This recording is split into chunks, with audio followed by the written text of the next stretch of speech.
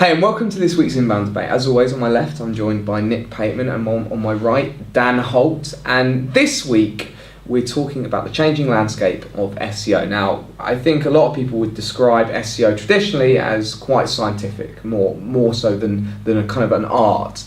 And what I want to ask you guys this week is: has that changed? Is it more of an art than science now? Is it less about playing with variables? And is there now an increase in the need for innovation rather than just following these best practices that all SEOs have, Dan? I think it's changed enormously. I think there was a time not that long ago when it was predominantly about exploiting the shortcomings of Google to your advantage, and in a sense, the client really didn't need to know that much about what you were doing. You just go away and you knew that getting certain kinds of links with certain kinds of anchor text were going to get certain kinds of results. And it was by no means an exact science, but there wasn't a need for, I would say, genuine creativity, and I think that has changed. I think now, if you want to be in the number one spot, I think you've got to be doing something different that actually warrants it. It doesn't have to be groundbreaking. You don't have to be changing the world, but you do have to be doing something unique that actually justifies that position. I think ultimately it comes down to understanding what are the core USPs, the core values of a company, and how can you translate that online that actually somehow, even if it's only a small way, makes the internet a better place for your users. Yeah, I think Google's taken this approach to brands who are doing real things, and they're kind of giving them a bit more of a boost in Google now. But it's still, to me, it's never been the science, it never will be, and it's still, the best practices are still there, and the things that you need to get right, you still need to get right. And a lot of people kind of look at the broader approach and say, actually, we need to be looking at kind of email and social, and then we'll rank higher in Google. That really, as far as I'm concerned, isn't the case yet. I mean, we need to still be focused on, how does Google actually interpret a website? How does Google interpret brand signals? Don't try and game them, but how can you spend your SEO efforts most geared towards those particular things that Google likes to see? So I don't think this kind of a more general approach is required. I think, if you're creating great ideas, there's so many benefits off the back of that as well that are worth pursuing. And if it means better rankings in Google, then great. But I do think, with schema markup, with on-page SEO still being a real important part. I don't think that stuff's gone away. No, that stuff's I think that will always kind of be more developed as well, and it'll become easier to implement for the layperson as well. Right now it's still quite technical.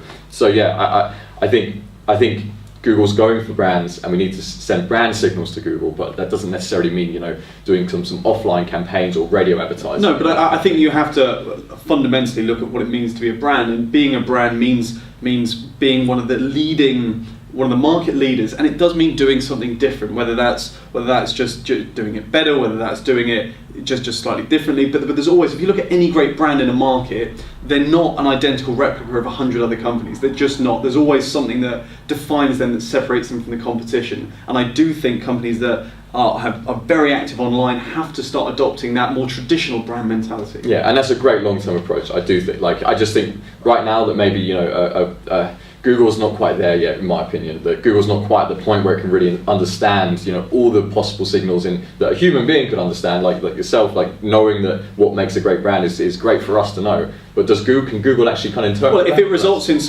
10,000 more people going directly to a website every day because of those human kind of brand signals, if that's the impact, I think Google can very easily see that. Can very easily see that the number of brand search queries is going up, that the direct traffic's going up, that the repeat visits are going up. So I think there's. But does that necessarily warrant on its own that kind of thing? I wouldn't want to dwell on that particular point, but those kind of in isolation, it's about the big picture. So not only more brand searches, but everything else that needs to happen to warrant a brand being. But I think those things, they tend to go together, right? So if you're getting all that more traffic, you're much more likely to pick up links, because what's the reason why you're getting all that traffic? There's obviously something good for people to be linking to. You're much more likely to get social stuff, much more likely to get better engagement. So I think actually very often it's rather than scrutinizing every last detail and saying, well, what's really making the difference? I think you just know that if you're the leading brand, you're going to do very well in the long term.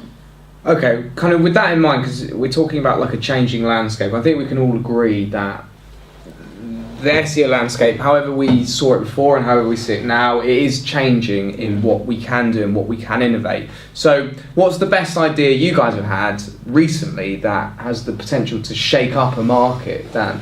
Like I said, it doesn't always have to be that extreme, but I mean, there's one we're working on at the moment. I've got to be careful not to disclose too much information, but basically they're working in a very, very traditional market where actually it's the kind of service that really anyone would benefit from at a particular stage in their life, but actually for most people it's prohibitively expensive. It's not an option for them to employ really expert services, and what they've done as part of their, I suppose, one of their brand USPs has been to take it to the masses by offering it as a high street service, free of charge, which means that people who traditionally wouldn't have been able to benefit from the service, from that expertise, now can. So what we're looking to do is now move that online so they can reach an even bigger audience, which actually, I mean, it's a hell of an investment for them from a resource point of view, but if it gets traction, it can really, really disrupt the market. It's very, very exciting. But it doesn't always have to be that extreme. I mean, if you look at this, like this is we're by no means changing the world with the inbound debate yet, but ultimately, I'm not aware of anyone else replicating this format, and I think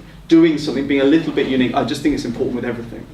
Yeah, I mean, I don't generally kind of have anything that I kind of aspire to shake a market up in a particular niche. So there's nothing really that's kind of easy to do, and it's often, you know, a bit of a eureka moment that you need. But I think there's so much stuff that's happening right now that's really changing things. You know, you have things like 3D printing. I was actually reading some technology that's coming out in the US.